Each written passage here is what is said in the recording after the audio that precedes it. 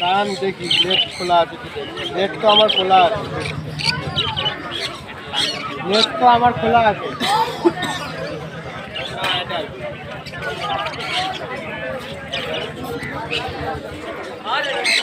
লাগছে না তো?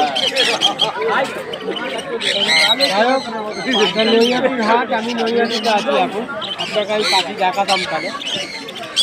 আপনার শান্তনু কুনুর এই সবই আছে এখানে, ঠিক আছে। ডানকুনিতে অ্যাকচুয়ালি আমি তো পাখি নিয়ে বসি না, আমি হাটে